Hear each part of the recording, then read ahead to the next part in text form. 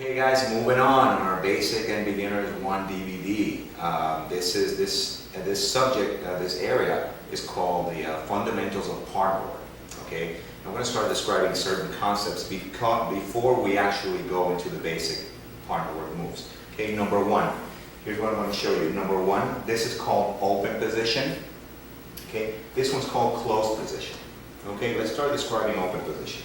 Okay, open position, number one, the grip for the gentleman.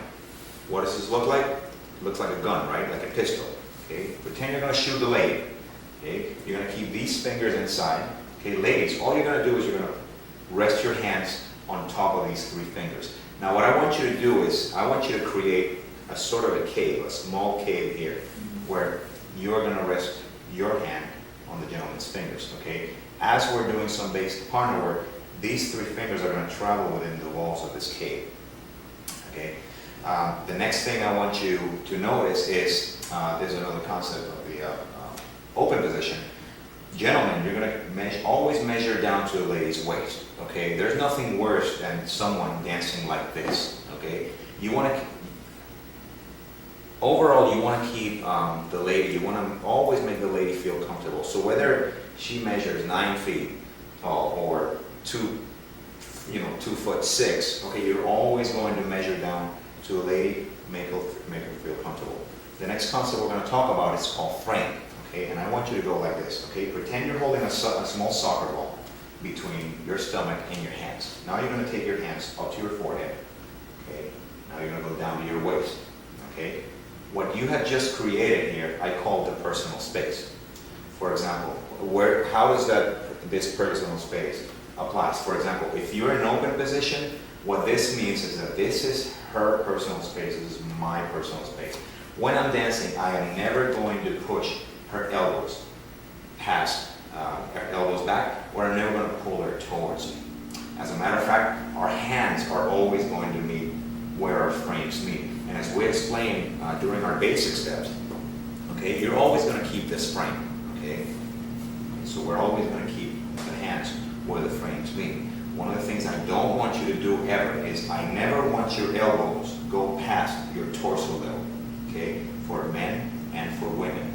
Okay, you're always going to keep a certain resistance, okay, both men and women. So for example, if I'm leading the lady, if I'm starting to lead her side by side, her whole body moves as a unit, okay, and this is because of the resistance she's giving me.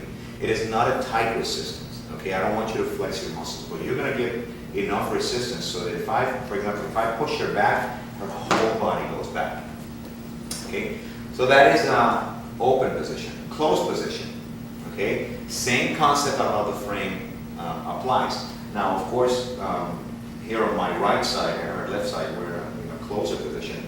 But here, our hands still meet where our frames meet, okay? I'm never going to pull her in. I'm never going to push her hand towards her, okay? Now, on the closed position, there are 4 points of connection. Number one, let's do a holographic view. We have this camera here. Okay, it is my right hand behind the lady's left shoulder blade. Number 2 point of connection is elbow against elbow. Number 3 point of connection is this hand, or the lady's left hand on my right shoulder. Number 4 point of connection is where my left hand or right hand meet. And again, you're going to keep a pistol grip. Okay, the next concept about partner work that I want to discuss is what we call a number 5 connection. And for this one, I want you to go like this, okay? If you don't have a partner, pick up the next wall or column. Okay, now, on a scale from 1 to 10, 10 being the strongest, I want you to push against each other like a 10. Gentlemen, please be gentle, okay? It should feel really, really uncomfortable. Okay, now I want you to go down to a 2. 2 on a scale from 1 to 10. Perfect, perfect. Now I want you to go down to a 1. Okay, there should even be some air flowing between your fingers. Now I want you to go up to 5. Okay, keep the 5, perfect, 5. Now I want you to bounce up and down with your hands. Bounce up and down. Now, while bouncing up and down, I want both of you to take a step back. Keep bouncing. Good. Now, if I ask you to do this for 20 minutes, what do you think would happen?